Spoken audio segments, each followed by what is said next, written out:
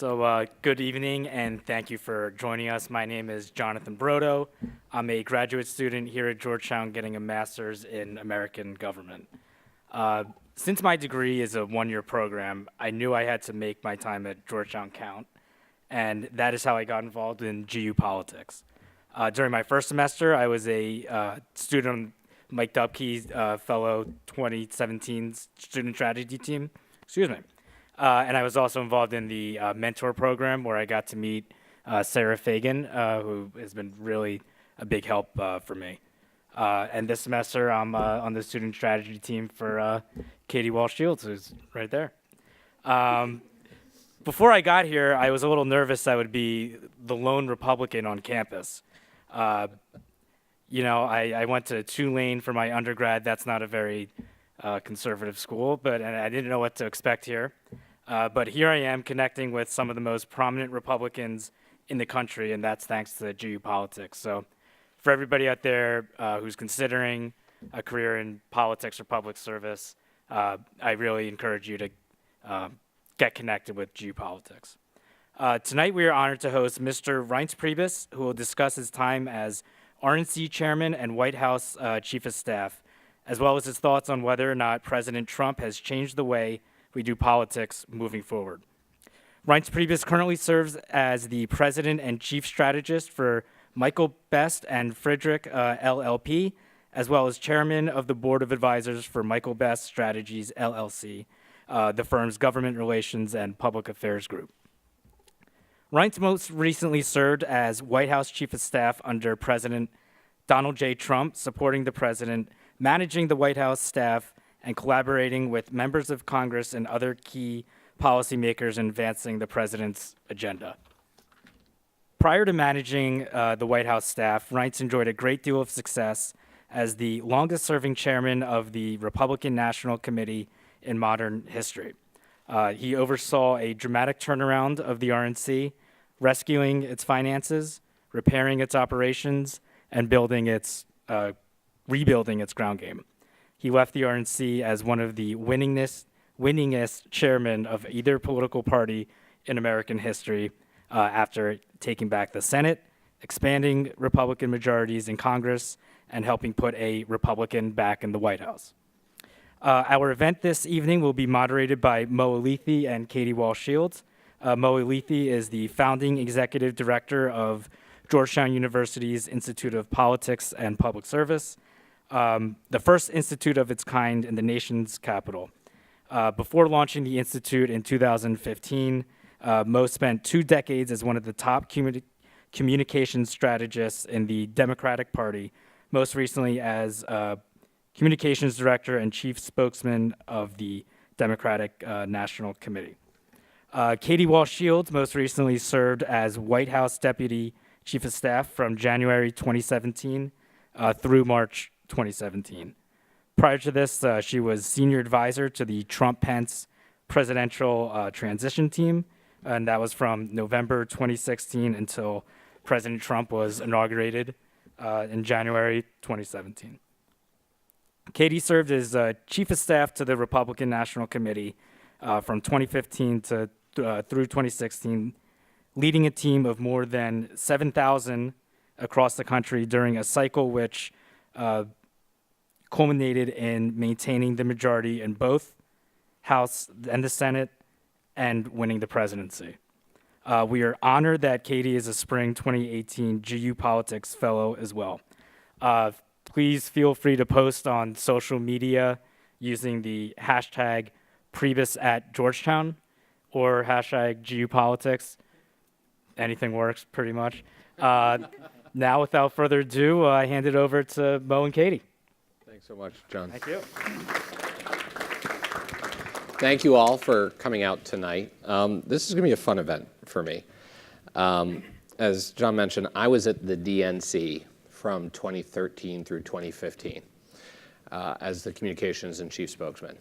I wrote a lot of press releases attacking our guest tonight.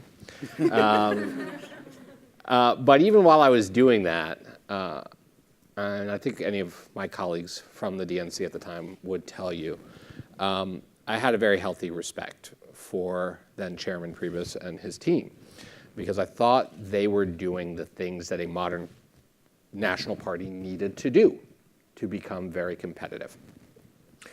I left the DNC. I was joking with Reince about this backstage. I left the DNC 11 days before Donald Trump announced his candidacy for the president, for president. So like my sense of timing has never been better. But I think anybody at that point would say no one saw the force of nature that is Donald J. Trump coming and what it would do. And so that's what I want to talk about tonight. Less the blow-by-blow of, what happened on this day or that. But sort of, as we look at what happened since the election, during the election and since, are our politics changing? That's kind of what I want to get at. Is this kind of a one-off because of the force of nature that this guy is? Or are there fundamental changes happening to our political system that maybe some of us didn't see coming before that may change long after he's gone? So that's kind of where I'm hoping tonight's conversation goes. So to kick us off, Katie, you want to get us started? Thank you. Reince, thanks for coming. Thank you. Happy to be here. Thank you for being here. Mo kind of set the stage for how we want to kind of frame the conversation, but I think it's really important for you to tell your story about how you went from being a college Republican, because I think there are probably at least one or two college Republicans in this crowd. There we go, one, right yeah. over there you go. Thank you. Thank you. But I mean, For the cameras, there's at least 150 Right, CRs exactly. here tonight, so it's good. but you went from being there. a college Republican to being White House Chief of Staff in it took a 20-year period. Yeah. And so can you walk us through just kind of briefly that journey? So I would just say, it's one of those things in life that if you're focused and you work really, really hard, great things can happen to you. And anything's within the realm of possibility. I started in Republican Party politics when I was a teenager. So it's pretty much, pretty big nerd alert there for everybody. But it was something I really loved. My family, half my family was from Greece, and they weren't from here, but they loved this country. Reagan was president. And I knew that there was something special about where I was growing up, which was different than the people that were in my family for the most part. And I got involved. I got involved in College Republicans. I was lucky to have two great friends at a pretty young age, in Paul Ryan and Scott Walker. They did different things. I loved the partisan stuff. I loved the politics, the ground game, the data operation, the turnout operation, all the boring stuff that isn't as fun as listening to Marco Rubio. But it's what I knew Marco Rubio, Donald Trump, Paul Ryan needed in order to survive. That the candidates, I grew up believing we didn't work for the candidates worked for us. And so that mentality is something that shaped my view of party politics. That it's not a godly relationship. It's not a marriage relationship through better or worse. You elect people to act a certain way, and if they don't act that way, then you get someone else to do it. It's no different than, a garden tool. Once it doesn't work, you go back to True Value and buy a new one. And that's the way I viewed the relationship. I went to law school, became a litigator for about 15 years in Milwaukee, but I stayed involved in politics. And I stayed involved at every level and eventually became chairman of the Republican Party of Wisconsin. We won about everything you could win in 2010. I was also at the same time general counsel of the RNC, and then I ran for chairman. It was a seventh round victory, so it wasn't exactly a landslide. But I did become the longest serving chairman, at least in modern history. And I don't say that to brag. I just want to make sure I can keep a job for more than 6 months. So I am capable. But then I became chief of staff. And look, it was wild. It was a lot of fun. I think the president got a lot of good things done, and we can talk about that tonight. But I'm grateful for all the experiences, good and bad. You kind of alluded to this in terms of talking about why you wanted to work for the party. But you oversaw the party and came into the party infrastructure at a time where the party was in debt, $25 million in debt. We really didn't have what I would call, say, kind of core competencies that the party did anymore. And that was largely because we had some big Supreme Court cases come in, Citizens United, McCain-Feingold, that really kind of defined what a hard dollar committee should do. And you really spearheaded and were really the reason that the RNC launched a growth and opportunity report. So can you talk about kind of watching Mitt Romney lose in 2012, having a front row seat to that, and seeing what you thought a party committee could be ready for in 2016, and then building that? So I think it's really important, since you're all here, you're obviously interested in politics.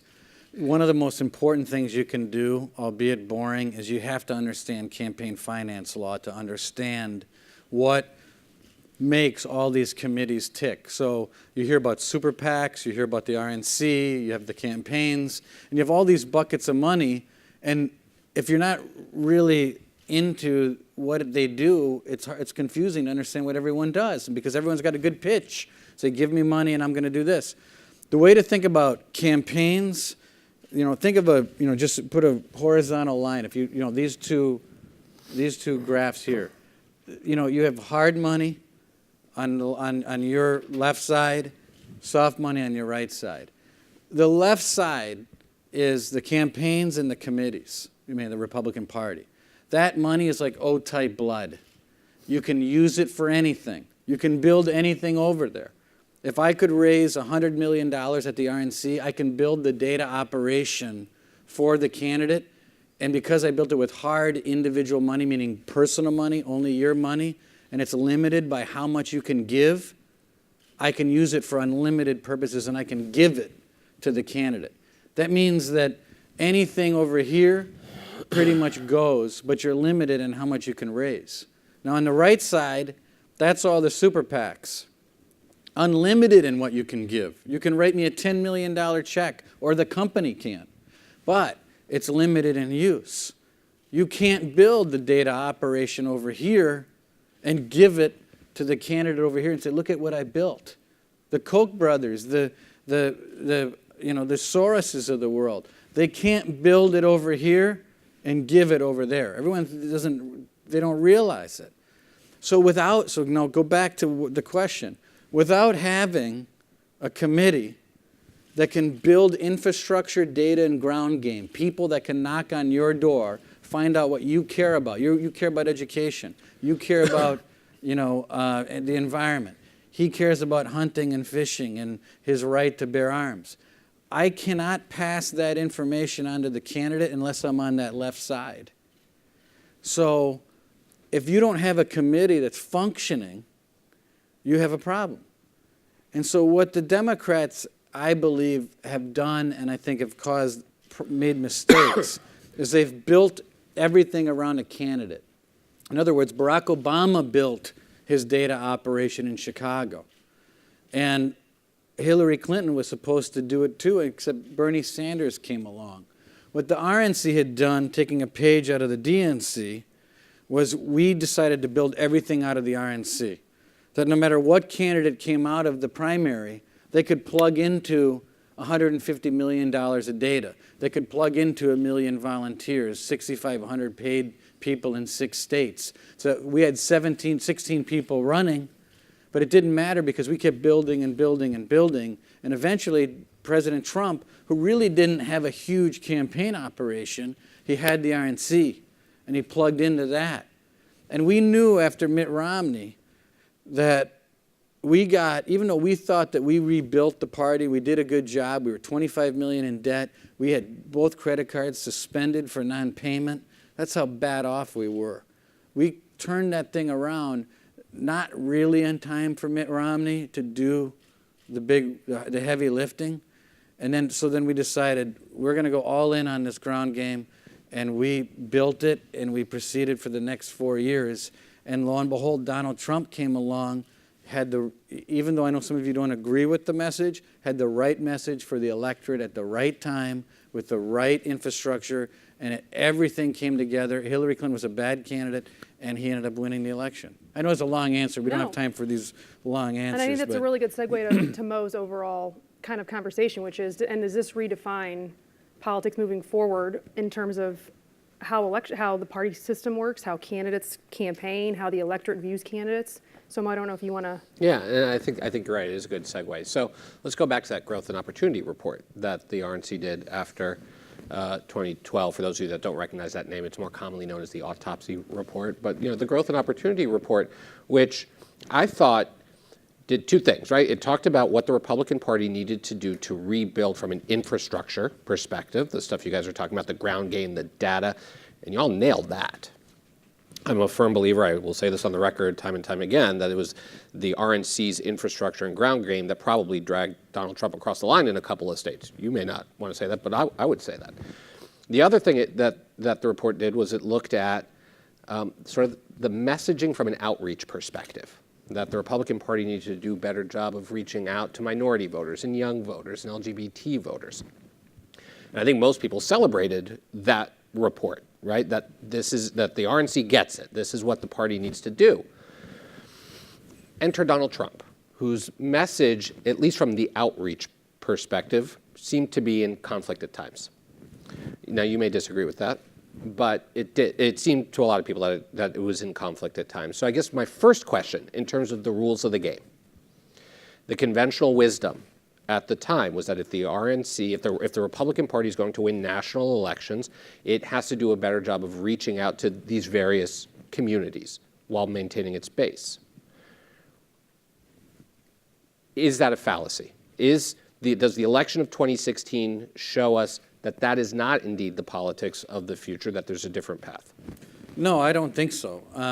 I think that what the president did and what the campaign did on the ground in communities, Hispanic communities, black communities, Asian communities, for not just the 6-month period before the election, but for 4 straight years, funding an operation where you've got 10 people every 10 blocks working and feeding data into an operation, as well as I think the president did better in Hispanic and black communities than Mitt Romney did 4 years earlier. I know it's not what people think, but it is true. He did better.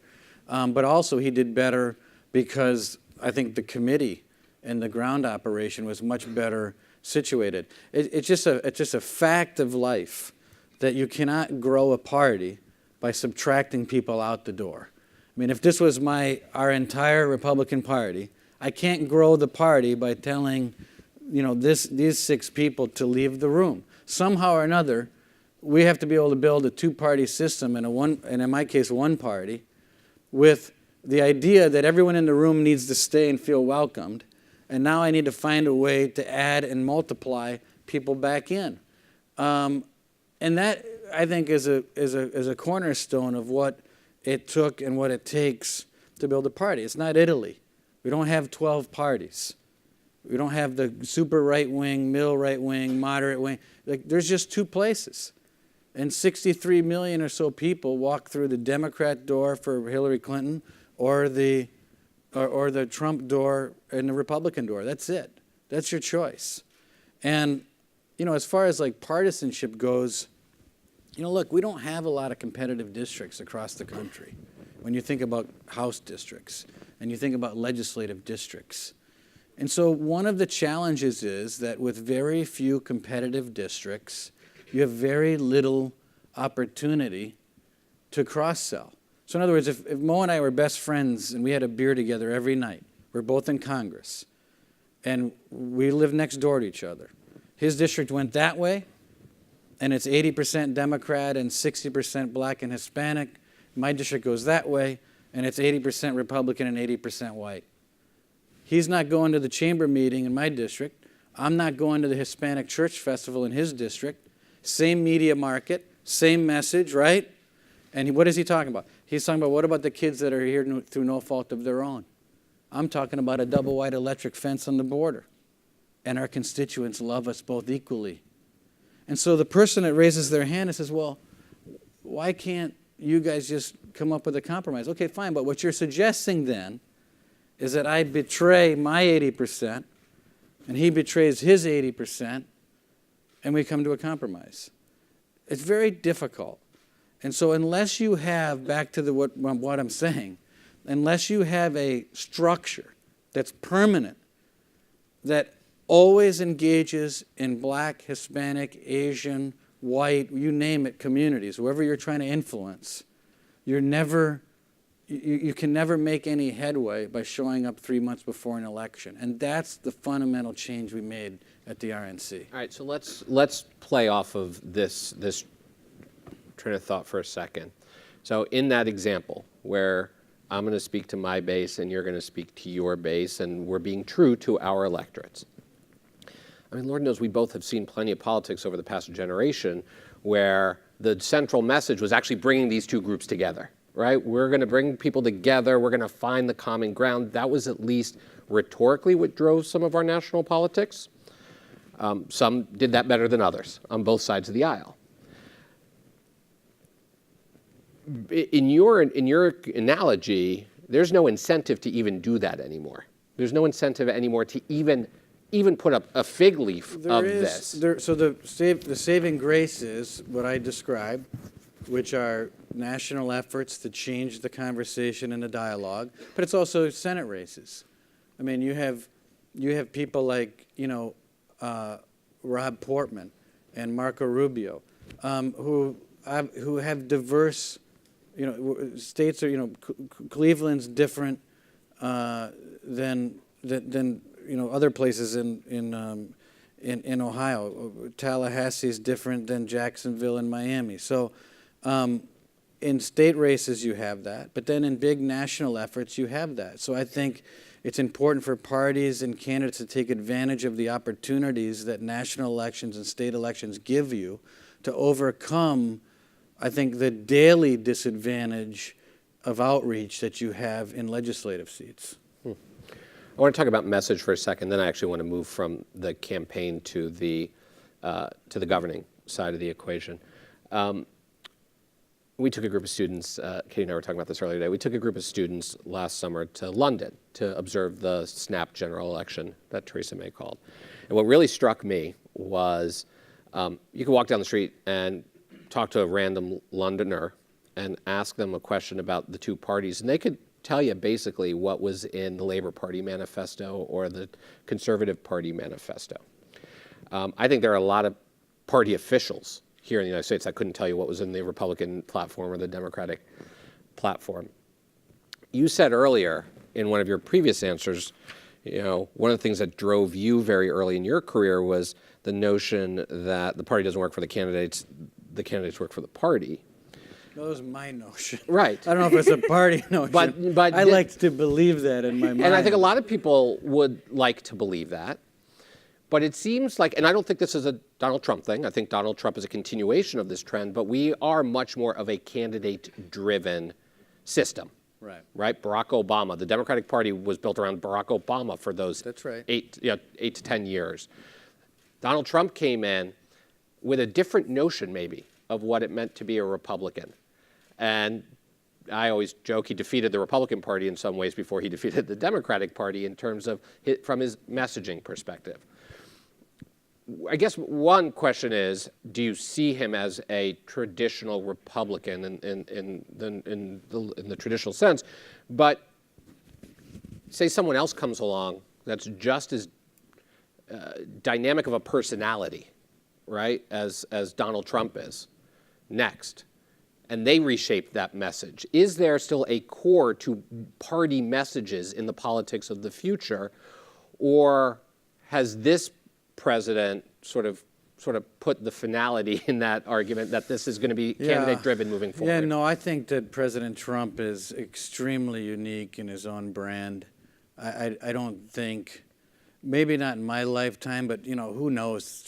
Things happen. But I have never seen a candidate be able to take on as many hits and as many things coming at President Trump as he takes on. And many candidates would have been sunk by some of the incoming that President Trump has taken, and he takes it in 3 more and 10 more and keeps on plowing ahead and fighting back, seemingly unaffected. Now, what does that mean for the party or party positions like trade or some of the things that might not be in the traditional sense, the Republican platform? I think he's a unique brand. I think post-Trump, I think the party basically returns to its traditional role and its traditional platform. I think it's a Trump brand. I think he owns it. I think he has a way of protecting it, and I think that won't change.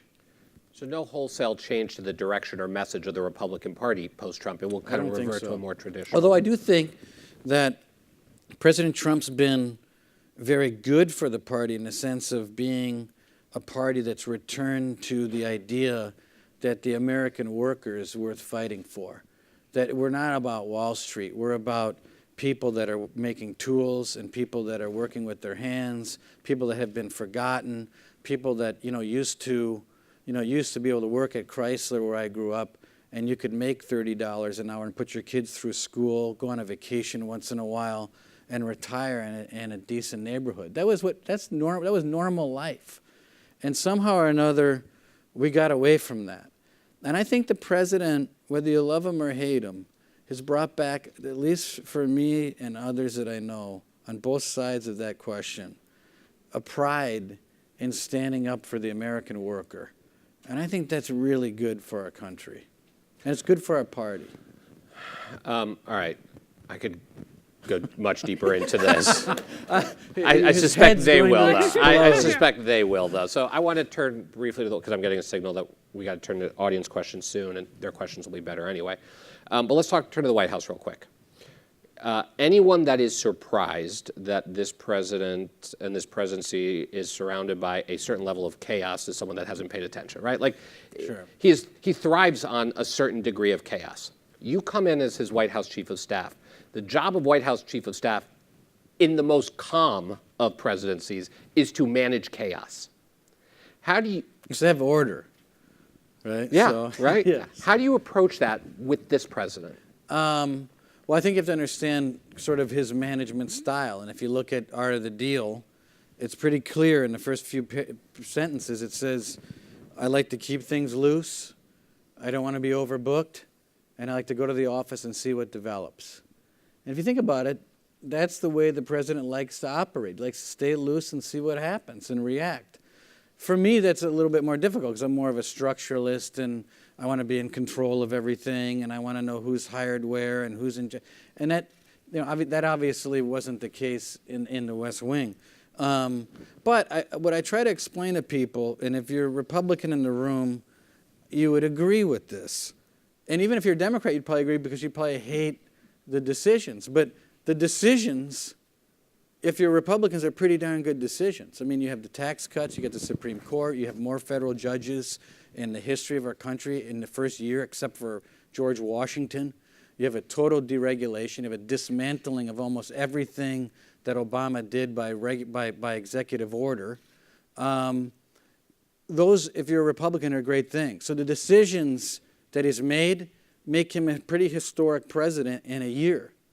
But if you analyze the process, like the media likes to do, they talk about chaos and disorder and what's happening. The president likes to make decisions by putting people around him on a particular subject that don't agree with each other. And he lets them fight it out. He wants the smartest people to fight it out, to bring their A game, which the media then says is chaos. But he hears, like a law school professor, the argument, and then makes a decision. I think the decisions have been good. And I obviously got hit in the crossfire of some of that. That's fine. I knew that going in. I knew what was going to happen. And we got, at least I heard this a lot, I think the chairman did too, that it looked very similar to Clinton's first term.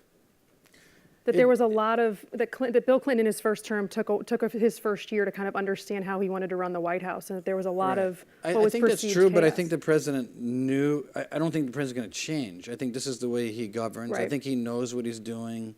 I think this is the way he wants to do it. The only difference I would say is that I think the amount of pure product that President Trump has pushed out of the White House is, multiple times more than what Bill Clinton did in the same period of time. One of the things I think this president does, and I'm sure you'll correct me if you disagree with me, is he puts a lot of pressure on some of the big institutions, right? The way he talks about the press, the way he talks about, at times the courts, the way he talks about the federal government in general, his own Justice Department, We could go down the list. And I think he has tapped into an anxiety that a lot of Americans have with major institutions. We can all agree on both sides of the aisle that Americans' trust in major institutions, with the exception of the military, has been on the decline. Some would argue that this president feeds that more than tries to fix that. And so back to the frame of the politics of the future, I guess my question is, how do you see this president's approach? And if you disagree, tell me that. But how do you see this president's approach to the institutions of our society, and what does that mean sort of for the American people's relationship with those institutions moving forward? Well, I mean, I guess I would I don't agree generally with the premise, because I think if you look at what the president did in the first few weeks through executive order on forcing every department to look at itself and cut out wasteful regulations, to cut out wasteful spending, to reduce its size, to have a hiring freeze. I think that's the type of care and feeding that someone like me would see as actually caring for big institutions, where someone that might not agree with me politically would view that as an attack on on those types of institutions. I also think, though, that the president rightfully probably taps into what the average voter out there in the middle of Pennsylvania thinks about big institutions. I mean, what do people think about the IRS, and what do they think about, the EPA and the Department of Interior, and, these sorts of, it's not good. I can just, get to the ending. They don't like it. They think it wastes money, and they think part of the reason why, which they're right, part of the reason why they're struggling is that they have to pay for things that are doing nothing for their life. If you're a person making 60 grand a year and you're married and your wife makes the same amount and you've got 2 or 3 kids, you're getting nothing from the government. I mean, you're the person that fits in this ribbon that just gives and gives and gives and gives and gets nothing, and you're forgotten. I think Trump spoke to those people and articulated a message that, while it looks like an attack on big institutions, is someone that's saying in Pennsylvania, yeah, he's right, I agree with that. All right, my last question before we open it up, and so I encourage you all to start thinking of your questions if you haven't already. Has this president changed the way elected officials or White Houses of the future connect with and communicate with the American people? I think probably in the sense of being unfiltered, the Twitter, people always tell me, like, what can't you take the Twitter away? I'm like, okay, so I didn't think of that. Thanks for the tip, It's like I just walked in the West Wing and became no stupid. Issues with it on right, the front end. I just became an idiot overnight. No, but the one thing I would say about that is that, the problem with people like me saying no to the president is I was saying that all through the campaign too, and he won. And so, he looks at people, we get along and we like each other, but there are certain things that he looks at me and says, I appreciate it, but this sort of careful to the fault guy was wrong. And so I do think he's changed the general method by which people campaign, but I also think he's so unique that I just cannot possibly be, like, the copycat person is going to fail miserably. Right. It'll be like a different generation where someone will come along in 30 years and someone will say, oh, a lot of the things that person does reminds me of what Trump did 30 years ago. That's when it'll happen again. But he's very unique. He owns it, and he does it, and he can also get away with a lot. I have like a dozen more questions, but why don't we start to open it up? And we have microphones? Okay. And tell us who you are and where you come from, and try to keep your questions in the form of a question. Yeah. First off, thank you for coming and speaking Thank tonight. you. So, my name's Peter Hamilton. I'm a sophomore in the college studying government. I'm from Seattle, Washington. I actually worked for the Washington State Republican Party. I was the Washington State Director for Teens for Rubio. I was a big Rubio guy. And through the Institute of Politics and Public Service, I've been involved with members who work on the RNC, specifically with Asian American outreach. Specifically in regards to that, you talked a lot about increasing outreach to minorities inside the United States. Asian Americans are the fastest growing racial demographic inside the United States right now, but they also are 75% plus Democratic voting when they do turn out to vote, which is a large switch from, like McCain Obama even when they actually were sometimes more likely to vote Republican in different areas. So my question is how does the Republican Party start reaching out to those sort of non-traditional, non-Republican voting demographics and really making headway there, considering that they are going to be a larger impact on national elections in the future? So that's a good question. So I think if you look at the data behind Asian voters in battleground states, where there's a heavy concentration on identification and turnout. So that if you're in Korean communities, you have Korean field workers, and you have people speaking. In many cases, you have to speak in native language. If you're in Philippine communities, you get the point. You have the right people in the right communities speaking the right language, focusing in on people that look like they're persuadable voters. The president in 2016 did much better than we did in 2012. And if you look at the 2014 midterms, I think we got back to 50-50 on Asian voters across the country in those battleground Senate races. But it's the same thing I said before. I mean, it's a full-time operation, and you have to have a committee and a party willing to pay the bill for a very expensive operation when your burn rate is going like this, which means then your revenue has to keep up with the burn rate.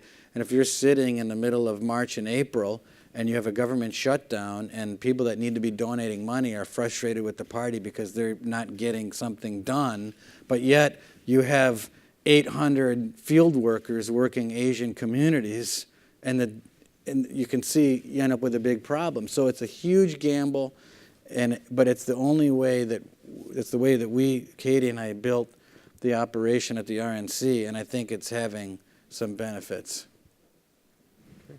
Let's do a question from this side. Hi there. Hi there. My name is Charlie. Thank you so much for coming to talk to us Thank you tonight. for being here.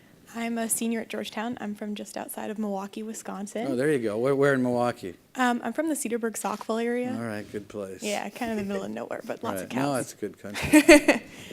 So I'm from a family of proud conservatives, and in light of the past year and with the recent Wisconsin Supreme Court elections, we hear a lot of warnings, some from Governor Walker, that there might be a blue wave coming for Wisconsin in November.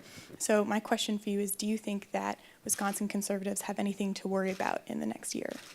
Yeah, I do. I think they should worry. I don't think it's going to be an easy year. It shouldn't be historically, but I do think, just like in 2010, the party out of power has a huge level of exuberance, and the party in power, tends to just be breathing a little bit deeper and a little bit more relaxed for whatever reason. The Wisconsin race is particularly troubling because what you have there is a base election. So there's not a lot on the ballot other than a Supreme Court race, which doesn't interest a lot of people. Should, but it doesn't. So you have base turnout, no Walker, no Trump on the ballot, and you have massive amounts of voting enthusiasm on the Democrat side, an 80% number in Dane County, which is the Madison area for those not from Wisconsin. But on top of it, in Wisconsin, you had a question on the ballot that was, do you want to get rid of the state treasurer position in the state of Wisconsin? Seems innocuous. But it was a question that a moderate to independent type voter in that part of the country, when I mean independent in that part of the country, think of a voter that loves Trump, in Minnesota be like a Jesse Ventura, even a Bernie Sanders. Not necessarily party, but that type of person, that kind of voter. They wanted to get rid of the treasurer position. Does nothing in Wisconsin. Walker supported it. Yet, the question failed on the ballot, which means the Democrats did a really good job of educating whatever amount of voters they had to turn out and know enough about that question on the ballot to defeat something that most people would have gladly voted to get rid of. that, to me, that treasurer question scares me more than the Supreme Court race, because it shows that something was wrong, something got missed on that, and that to me is not a good sign. Or that the Democrats are getting their act together. They're getting their act together, but in a place like Wisconsin, you got to have something to fight for as a Republican to win, and Walker provided that time and time again. Now the good news is Walker's on the ballot in November, and I think he's going to help. I think he's going to help potentially a candidate like Leah Vukmir beat Tammy Baldwin in November. Okay, let's go to this side of the room. Yes, sir. Hello, my name is Tyler Tate. I'm a proud conservative from California, Where in California? Northern California, near Sacramento, about 20 miles west or so in Roseville. All right. It's a pretty cool city. Yeah, I'm sure. But anyways, one of the things that I'm really interested in is political realignment among states changes over time. And one thing that I'm interested in specifically about Wisconsin is that in the past decade or so, it seemed to shift from like a bluish purple state to more of a red state. And I'm wondering, during your time as state party chairman, what types of activities did you do in that capacity to kind of facilitate that shift from blue to red? Honestly, it's the same thing I did at the RNC is what I did in Wisconsin. It was just at micro level, community by community, really in the weeds on what numbers we needed to hit, how we're going to hit them, data-driven operation, and great candidates. I mean, there's nothing better than a great candidate. And Walker, I mean, think about Walker, Ron Johnson, Paul Ryan. You really can't get much better than that. And then a focus on the operation. Everything I did, the reason being RNC chairman, at least for me, wasn't that hard to do, was that I came from a legitimate state party. And the Democrat Party in Wisconsin was very good, too. I mean, both parties, probably the two best parties together in the country. And we also had a lot of respect for each other, what they did. And we knew they were good, and they knew we were good. But we had good candidates. And, the same was true with President Trump. People debated all the time. But if you're being honest, even if you're a Democrat, for the electorate at the time, for what people were feeling, I mean, they wanted to give the biggest middle finger they could to Washington, D.C. And President Trump tapped into it. And all of that combined created a tsunami. Okay, this side. Maybe someone from here in the center. Hi, thank you again for coming. My name's Bennett. I'm actually from Minnesota, so right across the There you border. I was wondering, you mentioned Jesse Ventura, Donald Trump, very unique candidates. I'm just a huge wrestling fan. But Yeah, big wrestling fan. I was curious in 2020, in response to President Trump's election, how you think the Democrats are going to respond in terms of a candidate, if you think it will be more of a traditional candidate or more of a kind of a dynamic candidate as well. My guess is that we don't know who this candidate will be in 2020. If I had to guess, it's someone none of us are thinking about. And they're going to come up from somewhere, they're going to arrive, and they're going to be the candidate to take on Trump. Under the current situation the Democrats have, it's not very good.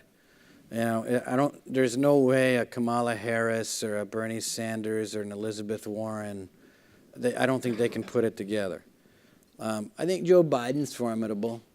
But again, I don't know if Joe Biden can get through a real huge primary fight in the Democrat Party. I don't know how left that's going to go in a primary. Then, they'll run back to the center after the primary. But I don't know who it is, but I don't think we know who it is. And I think that, obviously the president's going to run again, and it won't be easy, but unless the Democrats come up with something better that they've come up with, I think the president wins re-election.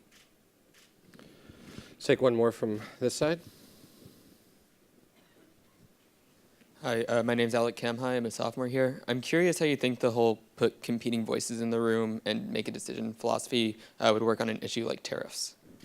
Well, I think it forces the president, who has been talking about tariffs on steel and aluminum since 1980. So this is not some sort of nationalistic movement that suddenly he's adopted. This has been a Trump issue from, the Phil Donahue show. You can YouTube it if you don't know what that is. But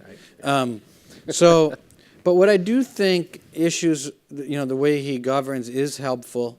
If you're a person who doesn't like the tariff talk and you're more of a free trader, you should be comforted at least to know that there are people in front of the president who are arguing tooth and nail a view that the tariff on steel and aluminum is bad.